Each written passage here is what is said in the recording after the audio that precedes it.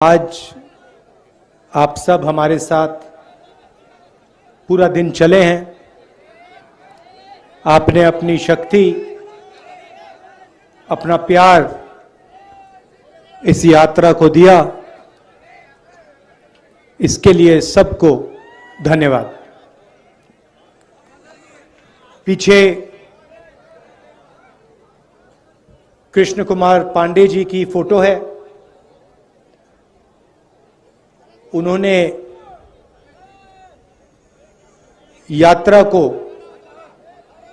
अपनी जान दी और ये कांग्रेस पार्टी और हम कभी नहीं भूल पाएंगे।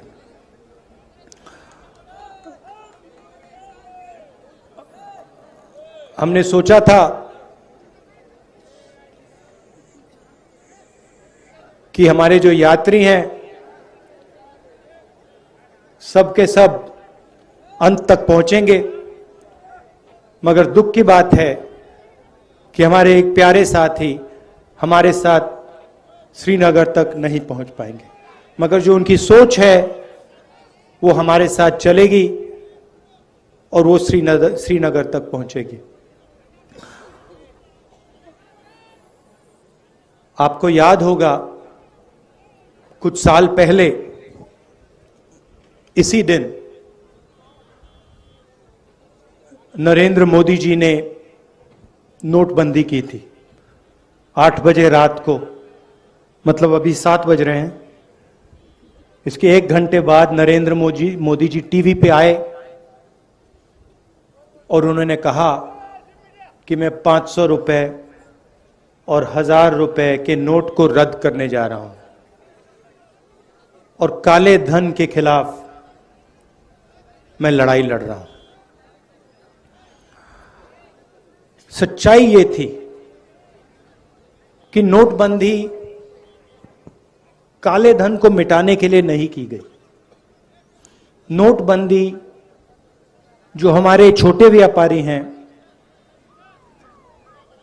स्मॉल और मीडियम बिजनेस चलाने वाले लोग हैं, जो हमारे किसान हैं, उन पर आक्रमण था और उसका नतीजा आज तक हिंदुस्तान के हर गरीब को दिख रहा है। नोटबंदी के बाद उन्होंने गलत जीएसटी लागू की और इन 2 पॉलिसीज ने जो हिंदुस्तान की रीढ़ की हड्डी है, जो इस देश को रोजगार दिलवाती है, किसान, छोटे बिजनेस वाले, छोटे दुकानदार, इन सब को नष्ट कर दिया, खत्म कर दिया। यहां आने से पहले मैं युवाओं से मिला, 5-10 युवाओं से मिला और मैंने उनसे सवाल पूछा। वो एग्जाम के बारे में आए थे, डेलीगेशन आया था, एग्जाम के बारे में बात कर रहे थे। मैंने उनसे पूछा कि आपको क्या लगता है आज के हिंदुस्तान में, आपने पढ़ाई कर ली, यूनिवर्सिटी, कॉलेज, स्कूल सब कुछ कर लिया, माता पिता ने आपकी शिक्षा में लाखों रुपए लगा दिए, आपको क्या लगता है आपको रोजगार मिलेगा? चुप हो गए, क्योंकि आज हिंदुस्तान की सच्चाई है। हमारे देश में आज युवा पढ़ सकता है, स्कूल जा सकता है, कॉलेज जा सकता है, मगर रोजगार उसे नहीं मिल सकता।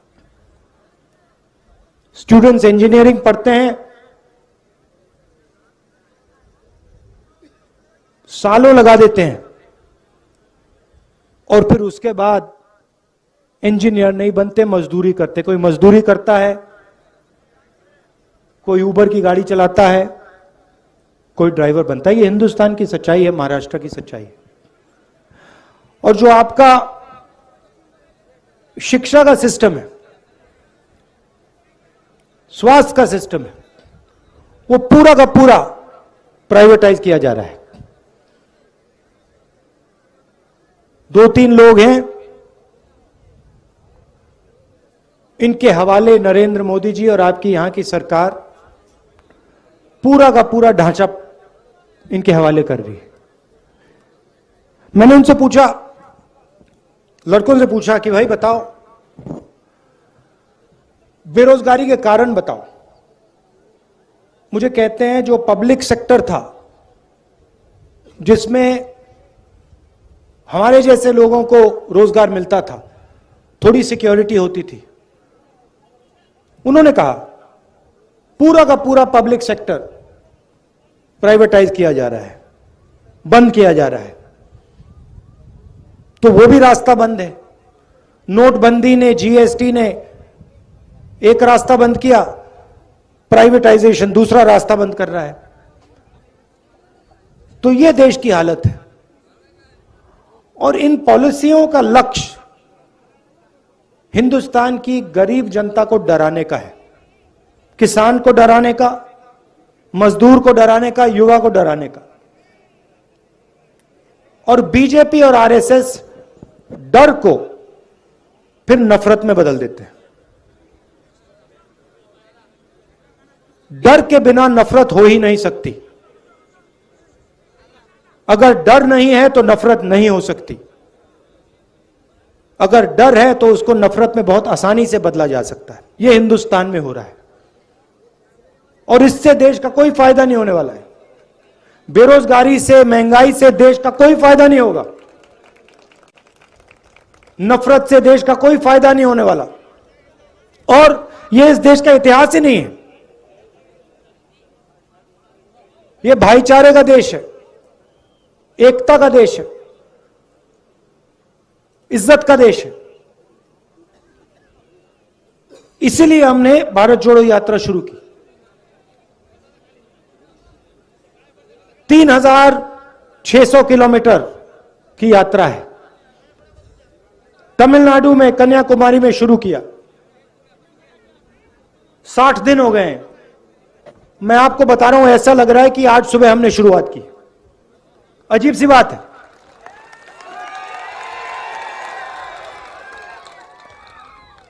हमारे यात्री, उनसे आप पूछो, किसी को समझ नहीं आ रही बात। 25-25 किलोमीटर हर रोज चलते हैं। 60 दिन से चल रहे हैं। अभी मैं भाषण दे रहा हूं, ऐसा लग रहा है कि 15 मिनट पहले मैंने शुरू किया है। ये हो क्या रहा है?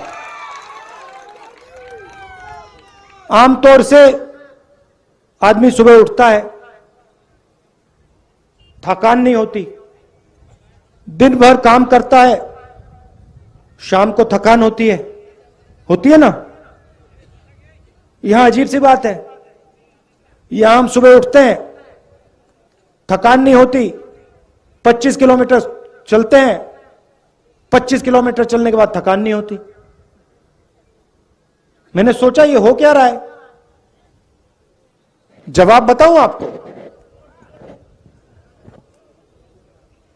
हम अपनी शक्ति का प्रयोग नहीं कर रहे। राहुल गांधी अपनी शक्ति का प्रयोग नहीं कर रहा। ये जो यात्री हैं, ये अपनी शक्ति का प्रयोग नहीं कर रहे हैं। हम सब आपकी शक्ति का प्रयोग कर रहे हैं। आप हमें पीछे से धकेल रहे हो। आपका प्यार हमें पीछे से धकेल रहा है। और ये आपका जो प्यार है, ये हमें श्रीनगर तक पहुंचाएगा। और वहां देखना, वहां मेरा भाषण देख लेना। वहां भी मैं यही कहूंगा कि मुझे समझ नहीं आया, 130-140 दिन हो गए, रोज 7-8 घंटे चले हैं, 25-30 किलोमीटर चलने में, मगर थकान नहीं आ रही। क्योंकि आपकी आवाज है, आपका प्रेम है, और हम आपकी आवाज सुनने आए हैं। मैं यहां लंबा भाषण नहीं देना चाहता हूं। राजनेता आते हैं, 2 घंटे का भाषण करते हैं, कोई जरूरत नहीं है। हम यहां आए हैं 7 घंटे चलें, सुबह से शाम हम आपसे बात कर रहे हैं, किसानों से, युवाओं से। अभी विकलांग औरत मिली मुझे, उसके दिल में जो था उसने मुझे बताया, उसकी व्हीलचेयर को धकेला मैंने। हम आपकी बात सुनने आए हैं क्योंकि हम जानते हैं आप सब कुछ समझते हो। खेती के बारे में सीखना हो, किसी ब्यूरोक्रेट की जरूरत नहीं होती है। खेती के बारे में सीखना हो तो किसान के साथ बैठ जाओ, 15 मिनट में वो आपको समझा देगा जो समझना है। वो क्या कह रहा है? कह रहा है कि हमारा कर्जा माफ नहीं होता। हिंदुस्तान के अरबपतियों का कर्जा 2 मिनट में माफ हो जाता है, हमारा नहीं होता। हमने क्या गलती की? हमने कौन सी गलती कर दी? वो बता रहा है। कहता हमें एमएसपी नहीं मिलती।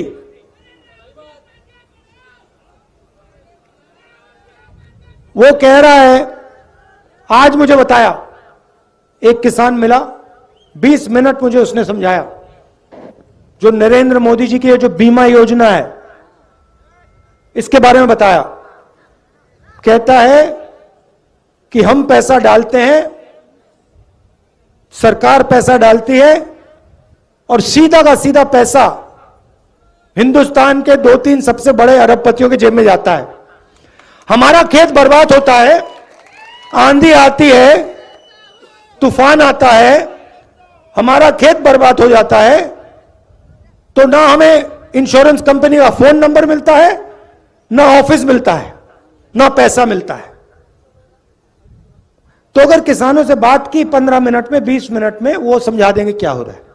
छोटे दुकानदार से बात करो, वो बता देगा नरेंद्र मोदी जी ने काले धन के खिलाफ लड़ाई लड़ी या छोटे बिजनेस वालों की हत्या कर दी, खत्म कर दिया, वो बता देगा 2 मिनट में।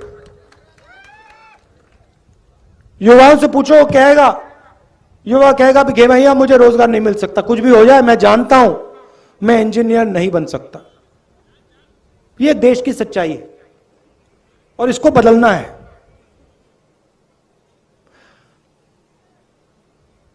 और ये देश में आरएसएस और नरेंद्र मोदी जी ने, बीजेपी ने नफरत की राजनीति शुरू की है। भाई को भाई से लड़ाते हैं। अच्छा, मैं आपसे पूछता हूं,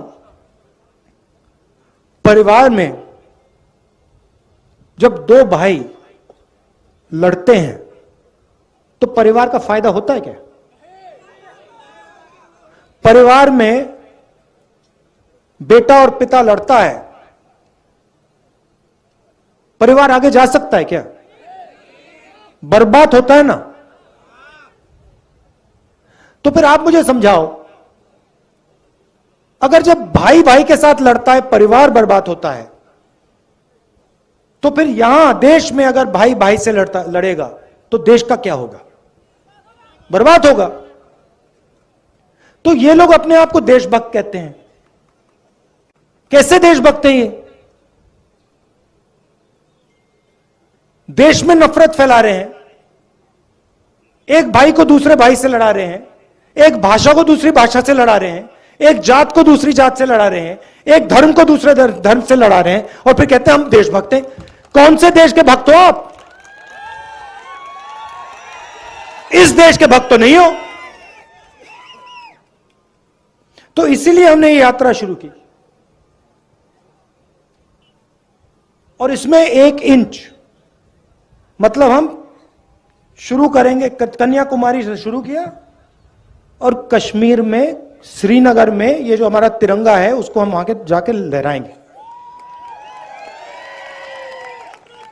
और आपने हमें इतनी शक्ति दी है, इतना प्यार दिया है, मैं आपको बता भी नहीं सकता। मैं यहां 3-4 घंटे बैठ जाऊं तब भी मैं आपको समझा नहीं सकता कि आपने मुझे कितना दिया है, कितना प्यार दिया है, कितनी शक्ति दी है। इसलिए मैं दिल से आपको धन्यवाद करना चाहता हूं, दिल से धन्यवाद करना चाहता हूं। और एक बार फिर आज दुख का दिन है। पांडे जी झंडा झंडा लिए चल रहे थे, झंडा लिए चल रहे थे, आखिरी सेकंड तक झंडा लिए चल रहे थे और फिर शहीद हुए। तो ये मीटिंग उनके याद में है। उनके परिवार को, हम सब का, पूरी कांग्रेस पार्टी का, हर कार्यकर्ता का, हर नेता का प्यार, और उनको मालूम होना चाहिए कि ये पूरी पार्टी, इस पार्टी का हर एक कार्यकर्ता, इस पार्टी का हर एक नेता आपके साथ है। आपको घबराने की कोई जरूरत नहीं। धन्यवाद। जय हिंद। नमस्कार।